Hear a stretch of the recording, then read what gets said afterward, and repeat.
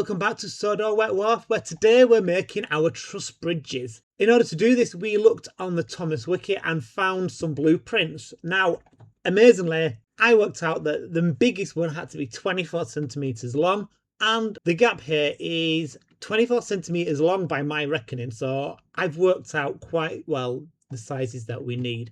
Using some graph paper that I printed out online, I sketched out the size of the bridge that I needed and slowly built this up. Now, instead of using balsa wood, I looked into a stronger wood, and so we're using basswood or lime wood as some people call it. So we've got 1 by 3 mil strips across the bottom and then 1 mil balsa wood strips all around. We slowly built up the sides of our bridge, adding all the different individual sections.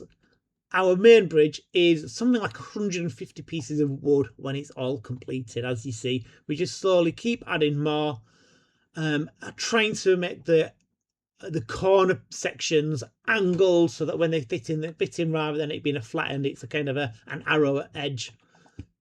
We then started to do the base. This was quite tricky because it was flopping around a bit, but we slowly built this up, giving time to dry, and then attach the sides on, and everything was going great. I was like really happy with my results and put my track across it. Thought, yeah, this looks good.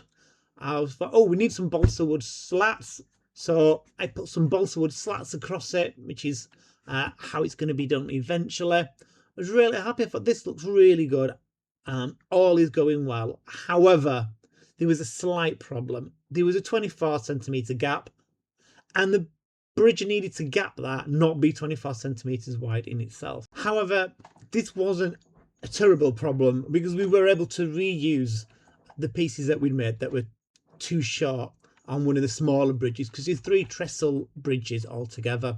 So one I've just cut down completely, and with this leftover side, I was able to use that in order to make the second side. I glued it onto the new bottom piece, and then once the glue had dried, I was going to cut the top off and recreate that, and again slowly, piece by piece, making up this trestle bridge. Again, we made a base. This time it was slanted, and put the sides on in order to do our second bridge. This is a small of the slanted bridges. Both sides are the same size on this, so this was fairly simple. The next bridge, however, was slanted, and the sides were different entirely. So if you look here, we attach, this is the base, just checking for the size, so it's actually across 2 angles, but I managed to measure this, and it actually fit. In the end, we've got amazing looking trestle bridges.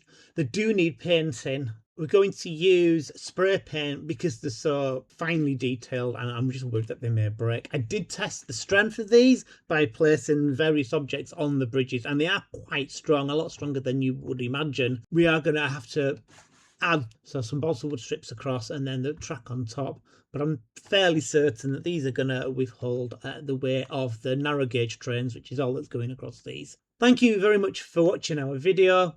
Please feel free to like, comment and subscribe.